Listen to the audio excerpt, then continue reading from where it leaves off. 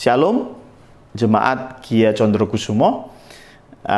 Kita akan ibadah online untuk PPK tanggal 26 Maret 2020. Sebelum kita mendengarkan firman Tuhan, kita akan berdoa dulu. Tuhan Allah Bapa kami, terima kasih untuk kesempatan kami bisa beribadah secara online, dan biarlah apa yang menjadi kekuatan bagi roh kami bisa betul-betul kami praktekkan, sehingga kami bisa melakukan apa yang firman Tuhan suruh, dan biarlah Engkau memberikan kekuatan kepada kami melalui Roh Kudus-Mu, sehingga tidak hanya kami mendengar, tetapi kami juga bisa menjadi pelaku-pelaku firman Tuhan. Hanya di dalam nama Tuhan Yesus Kristus, kami siap mendengarkan firman-Mu. Amin.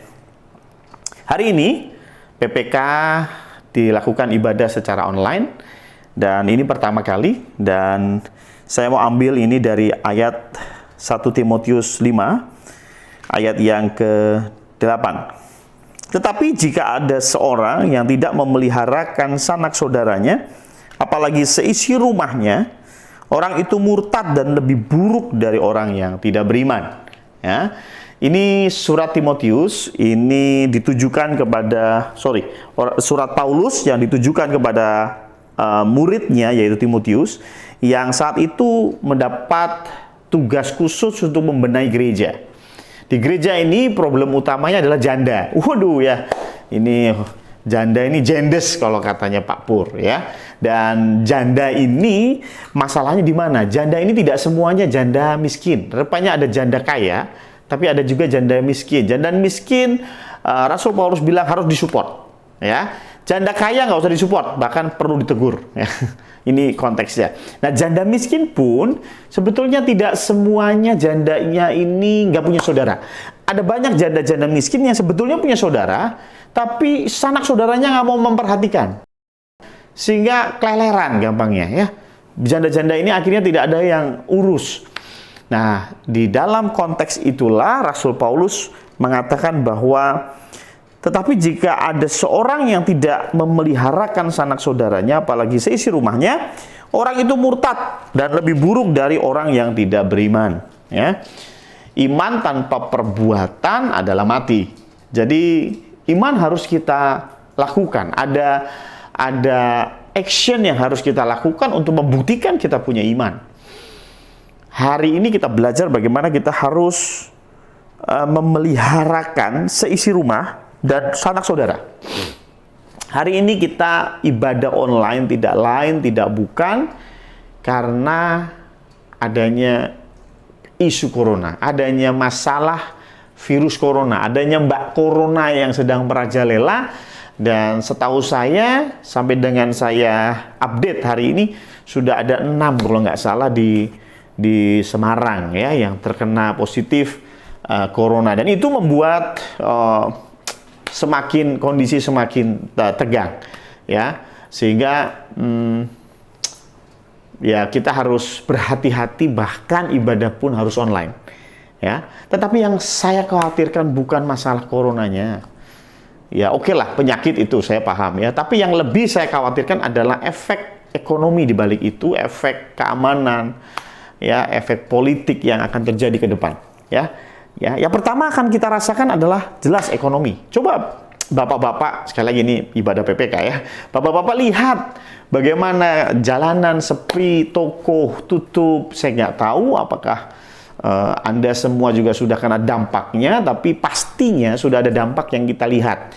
Mungkin belum sampai ke kita, tetapi sudah kelihatan. Ya, sepi sekali. Saya dapat cerita bagaimana ojek online itu seharian nggak dapat order karena orang nggak pada keluar ya, semua lebih mantap di rumah. Paling mereka dapat order adalah order makanan ya, dan sekarang pun makanan sudah banyak toko-toko yang tutup lebih awal ya. Mall kalau nggak salah jam 8 sudah tutup, nggak tahu sekarang, mungkin lebih sore lagi sudah tutup. Artinya pasti ada efek ekonomi yang akan segera kita rasakan, mau tidak mau. Dan ayat ini kembali mengingatkan kita sebagai pria-pria Kristen bahwa kita punya tanggung jawab untuk apa? Untuk memelihara yang pertama seisi rumah. Ya. Anda sebagai ayah-ayah, sebagai kepala rumah tangga, Anda punya kewajiban untuk menafkahi keluarga. Istri, anak-anak. Itu dulu. Ya. Pastikan engkau bisa memelihara mereka. Ya. Ini yang penting. Mungkin kau berkata, kalau saya beri kepada istri, nanti saya makan apa? Saya nggak tahu. Mungkin keluarga Anda, keuangan suami dan istri berbeda, saya nggak tahu ya. Ya, kebanyakan begitu masalahnya. Walaupun saya pernah khotbah tentang hal yang benar. Tetapi intinya, selain kita sudah ngurusin keluarga inti, istri, anak-anak, tetapi dikatakan juga tidak memelihara sanak saudara. Sanak saudara itu bicara apa? Orang tua. Sanak saudara itu bicara apa? Adik, kakak, keponakan. Itu sanak saudara.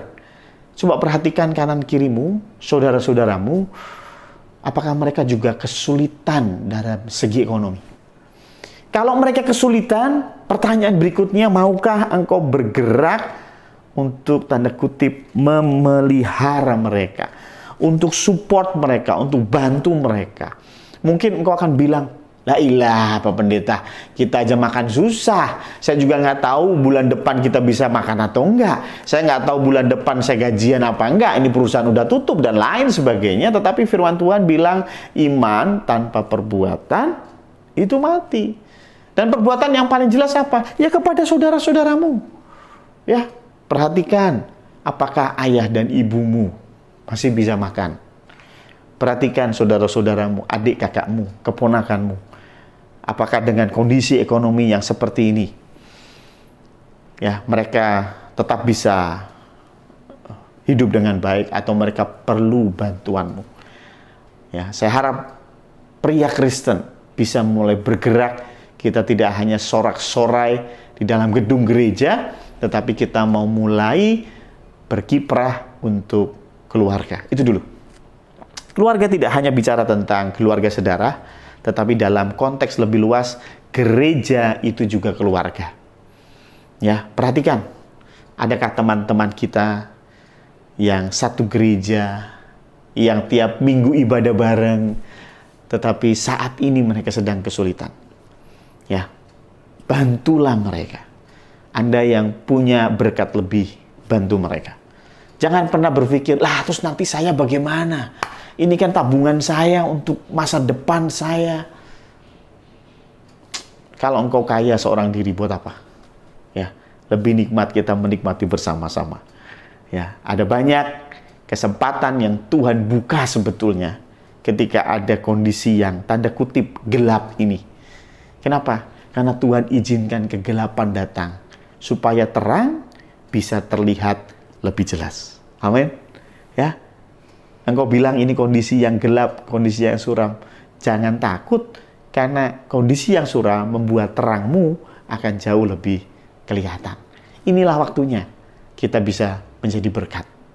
Ya, ketika banyak orang yang merasakan kegelapan, kita mau membantu mereka. Karena itu, sebagai pria-pria Kristen, ayo. Pertama, urus keluarga intimu. Setelah itu, sanak saudaramu. Dan lebih luas lagi, teman-teman seiman. Tuhan memberkati. Mari kita tutup di dalam doa.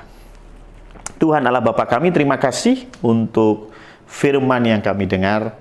Kembali Engkau mengingatkan kami betapa pentingnya kami berbagi dengan sesama. Kami tidak mau berbagi dengan yang jauh-jauh dulu. Kami mau memulai berbagi dengan sanak saudara kami, sehingga kami tidak dicela oleh Rasul Paulus sebagai orang-orang yang lebih buruk dari yang tidak beriman. Kami bisa mempraktekkan iman kami, bahwa kami bisa berbagi, kami bisa menjadi berkat bagi banyak orang. Terima kasih Tuhan, Engkau yang sempurnakan, sehingga setiap kami akan mendapatkan berkat dari firman yang kami dengar. Hanya di dalam nama Tuhan Yesus Kristus kami berdoa. Amin.